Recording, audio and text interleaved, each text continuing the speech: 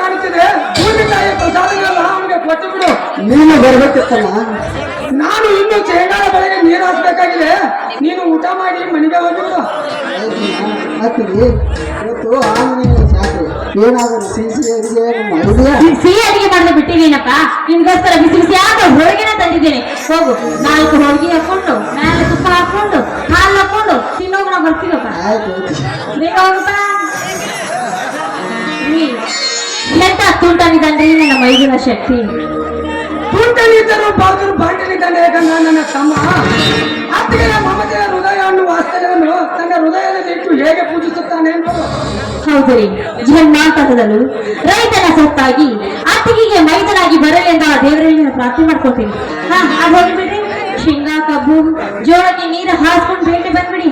ನಾನು ಸ್ವಲ್ಪ ಕೆಲಸವಿದೆ, ನಾನು ಹೋಗ್ತೀನಿ. ಅಂತ ತಿಳಿದ್ರೆ ಹಾಗೆ ಹರಿದು ಓಡಿ ಹೋಗುತ್ತೀರಲ್ಲ. ತನುವನ್ನು ಅನುವಾದದಿಂದ ಸಿರಿಗಾರಿಯ ತಪ್ಪಲಲ್ಲಿ ಕೆಂಪಾದ ಹಸಿರು ಮಣ್ಣಿನಲ್ಲಿ ಈ ಪಾಡುವನ್ನು ಹಾಡುವಾರೆ ನನ್ನ ಚಿನ್ನ. ಅಯ್ಯೋ, ಏನ್ರಿ ನಿಮ್ ಹುಡುಗಾಟ? ಅಲ್ಲ, ಮದುವೆಗೆ 20 ವರ್ಷ ಗತಿಸಿದ್ರು ಕೂಡ ಇನ್ನೂ ನಿಮ್ ಹುಡುಗಾಟ ಬಿಟ್ಟಿಲ್ವೇ?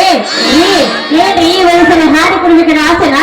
ಅದು ವಿಚಾರ ಬಿಡಿ. ಹುಣಸಿ ಗಿಡ ಮುಪ್ಪದು ಹುಳಿ ಮುಪ್ಪೋದಂತೆ ಅಲ್ರಿ.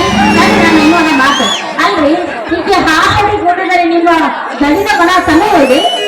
ನನ್ನ ಮನ ಅಷ್ಟೇ ಇರ್ತಕ್ಕಂಥ ಹಸಿರು ಸೀರೆಯನ್ನು ಉಟ್ಟು ಸಿಂಗಾರದಿಂದ ಶೋಭಿಸುತ್ತಿರುವ ಈ ಭೂಮಿ ತಾಯಿಯ ಮನ ಕೂಡ ತಲೆ ತೆಗೆದು ಕುಡಿಯುತ್ತದೆ.